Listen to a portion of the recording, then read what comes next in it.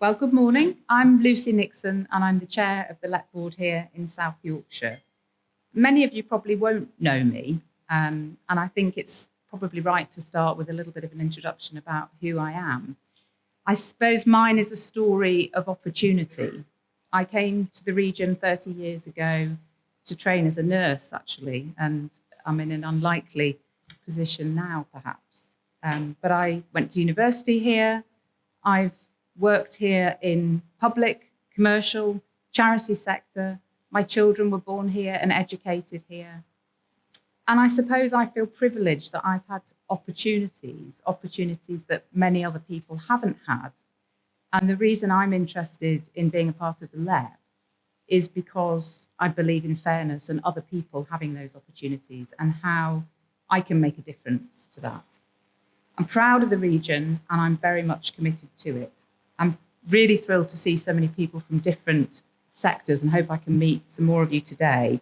And obviously really pleased to further welcome friends and colleagues from outside of the region. The title of today's summit is economic, but obviously the conversation is going to stretch far beyond that to its fullest extent, hopefully, because it is a conversation, it's a discussion, it has to be. And it has to be about the things that we all care about within the region. It's about the people and the places that make South Yorkshire stronger, greener and fairer. And stronger, greener and fairer is the mission of the LEP, a board that I have the privilege of chairing at this moment in time. LEPs were a national government idea brought in to replace regional development agencies, but without the budget and nothing like the statutory footing. And when the LEP first started, those involved didn't really know if it was going to work. But it was the only option. It was a given, and we have got on with it. In the last 4 years, we've worked in quite a different way to many of the LEPs around the country, working with the mayor and the 4 council leaders to agree a new model of governance, one that puts private sector in lockstep with public sector decision-making.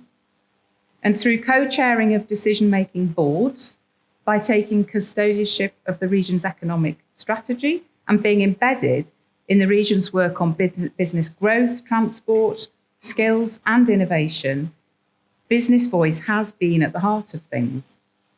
And that's a model that I know has helped to influence the future of LEPs within the new world of mayors and devolution.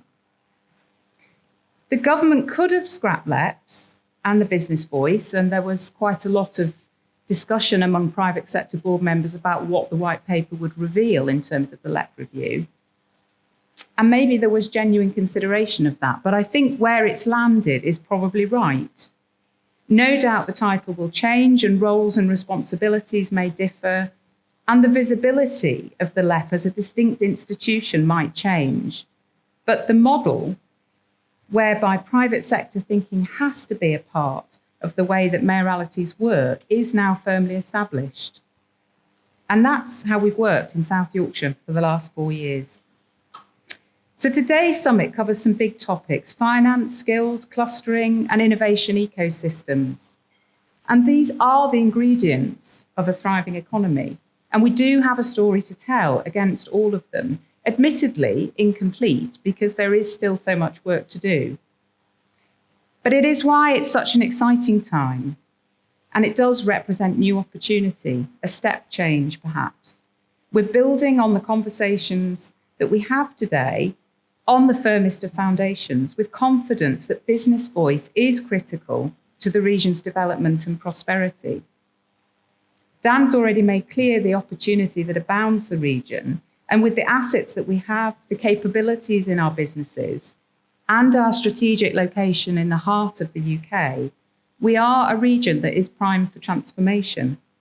And alongside those assets, we also now have a strategy that takes the best of our heritage, the best of our research and industrial capabilities and supercharges them for the 21st century. Some of you might be thinking, maybe this is just theoretical. You might be doubters. But I think the optimism that we speak about is rooted in reality. And the reason for that optimism is that the LEP has been working to unearth a pipeline of businesses, both within the region and outside of the region, who wish to locate here, all of which have huge potential. It is an amazing lineup with some brilliantly innovative businesses, incredibly smart, clever people, turning brilliant ideas into economic opportunities, like green hydrogen power, nuclear fusion, gene therapy to cure rare diseases, and the next generation of battery technology.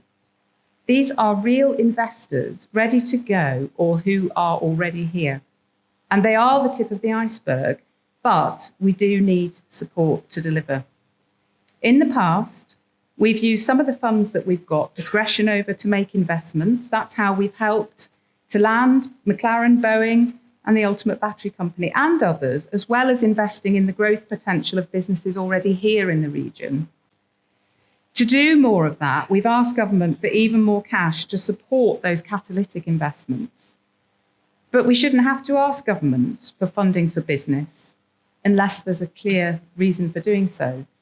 What we really need to do is unlock private finance, to unleash it here in this region, to help us go quicker, to help us substitute public money for private. Because this isn't a space that the LEP or the mayoral combined authority should have to be so directly engaged in. Personally, I don't want the public purse to be the investor of first resort in South Yorkshire. It should perhaps be the last. And yet I'm conscious that there are businesses in the region and in the room who can't get the finance that they need, which is why our ambition is so important. On our books right now, just those that we're talking to directly, there are businesses with the potential to create more than 7,000 jobs in South Yorkshire. And being involved in and enabling such job creation is fantastic for the LEP and the MCA, but to keep going back to government for further investment is a signal that something isn't working. And so that's one of the challenges for today. In reality, neither the public nor the private sector have all of the answers, and neither can they unlock all of the opportunities. But we can work together to find the routes to develop our region and to learn from each other, share best practices, and most importantly, turn the commitments that we've made in the SEP into real, meaningful action that improves the lives of South Yorkshire's residents. My working life and my professional experience across all sectors tells me that partnership is not easy. It can be frustrating and contentious sometimes. And I know that there will be some difficult conversations ahead, possibly some robust conversations here today. But I do think that having that honest exchange means that we can be confident that we will make progress. You have to start that conversation. And that's why the LEP and the Mayoral Combined Authority are committed to the establishment of a new South Yorkshire Innovation Board, which will help to meet the challenges that we're speaking about head on. We have to make more of our existing assets, to grow further the translational research and to connect our businesses to them, to develop new businesses, to stimulate networks and collaboration, and to shift perceptions locally, nationally, regionally, about the nature and the potential prospects of South Yorkshire's economy.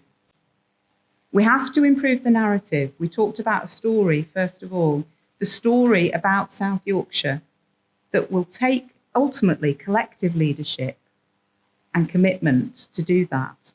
That will be the board's mission.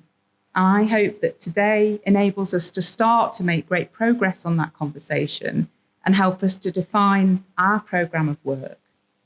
So thanks to you all for being here. And I hope that you come away first and foremost feeling infused and motivated by the conversations that you have and what you hear. Thank you.